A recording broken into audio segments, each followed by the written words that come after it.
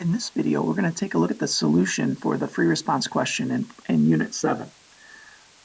This is not going to require a ton of lines of code, but it's going to require a lot of thinking to avoid any kind of mistakes in processing. So this question says that this involves the creation of usernames for an online system. The username is created based on the user's first and last names. A new username cannot be a duplicate of a new username already assigned. You will write the constructor and one of the methods from the username class, and a partial declaration for the username class is shown below. Now, it's very important that you read these, especially the preconditions for all the different methods, because it gives you some insight as to what you may have to do and what things you might have to watch out for. So we have public class username, and the comment here above this line of code is that the list of possible user names based on users' first and last names are going to be left in this array list. So this is an array list of strings called possible names. Now for our constructor down here, I know this is a constructor because it has the same name as the class and no return type. Public username, they're going to pass me in a string for the first name and a string for the last name, and I will have to write the code for this in part A. Let's look at some of the preconditions here.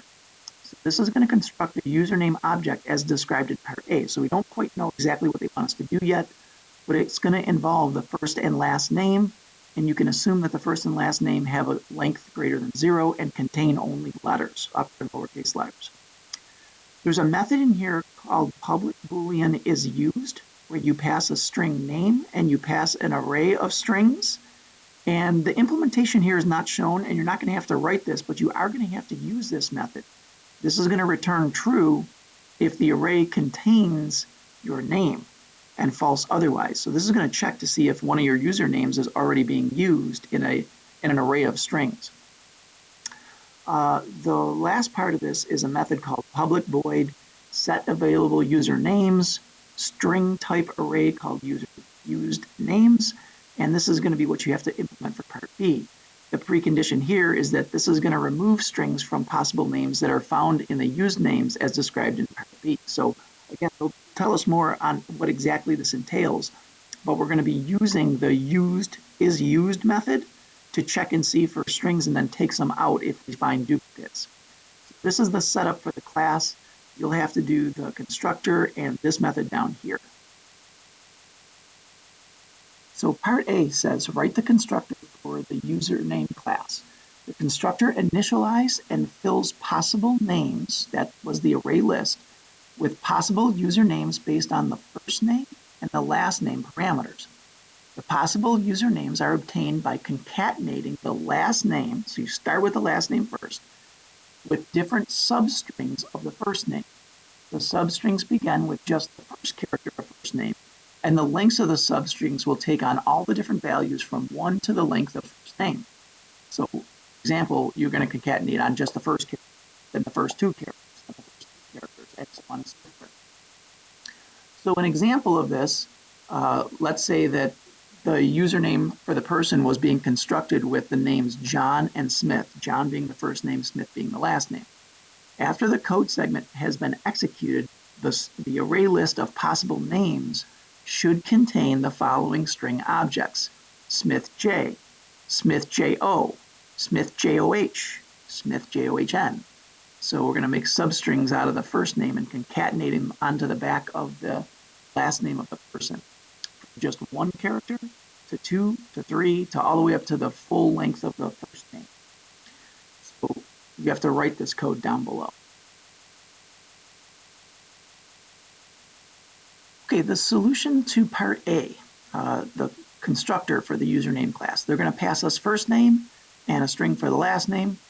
One of the first things you're going to have to do here is you're going to have to initialize the possible names array list. So they had declared it, but they never actually instantiated it.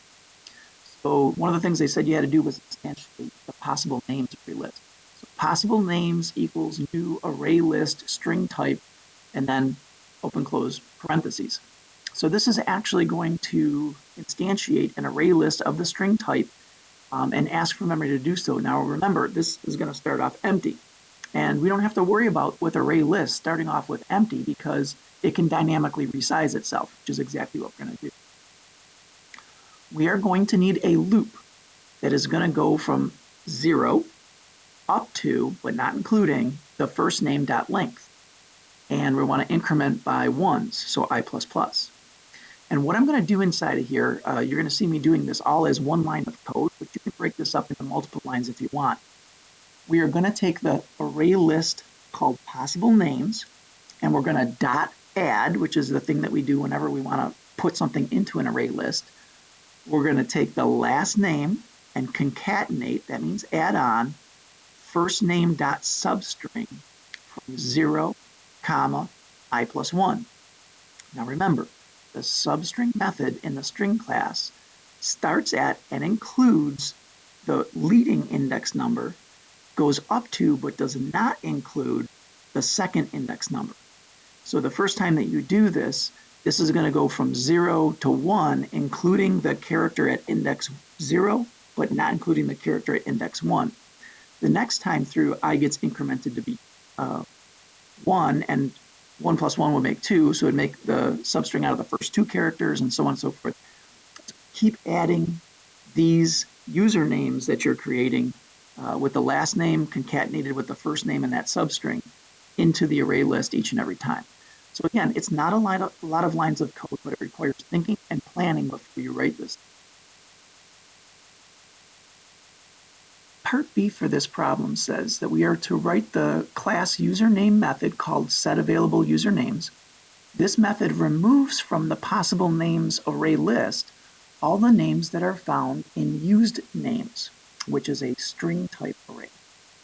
These represent usernames that have already been assigned in the online system and therefore would be unavailable. Now there was a helper method called isUsed. You do not have to write the code for this, but they expect that you're going to use it. The isUsed method searches for the name that you send in the array of strings that have already been used. This method returns true if there's an exact match and returns false otherwise. So let's take a look at an example. In this example, we're going to see the intended behavior for the setAvailableUsernames method. Let's say the string of used names are heart A, heart M, and heart Y. And the user name for our person is Mary Hart. So that would create a list of possible names of heart M, heart MA, heart MAR, and heart Mary. Well, clearly heart M is one of the names that's already being used. So what should happen then is we should come back with an array list that only contains these names. So assume that the constructor works as specified regardless of what you wrote in part A, and you must use the isUsed method appropriately to receive full credit. So they're expecting that you're going to use that method. So here is the beginning of the method that you're supposed to write. Let's take a look at the solution. So here's the solution for part B. This problem sounds like it's going to be super simple. We're just going to grab elements out of our possible names array list. We're going to check them against the array of strings that they have already used names in. And then if we notice a match, we should probably remove the string from our possible names. The tricky part of this is that remember what happens when you remove something out of an array list, that all the elements are going to slide down to fill in the gap from removing something. So the first solution I'm going to show you for this is a really clever way around that. What the AP College Board gives as a solution for this is they're actually going to start int I equals possible names dot size minus 1. In other words, they're going to start at the end of the possible array list called possible names, and they're going to go until they get down to an element of 0, going backwards, incrementing in the negative direction. Now the basic process here is we're going to have an if statement. If isUsed, passing the possible names dot get the ith location, comma, the used name string. So they said in that description that we had to make use of the isUsed method, which takes a string. So we're going to go and get the possible name at the ith location, and it also takes an array of used names. So if this is a match, I want to remove the possible name at the ith location. Because we're going backwards from the end of the array list, if one gets removed, we've already checked the names that were to the right of it, so there's no problem.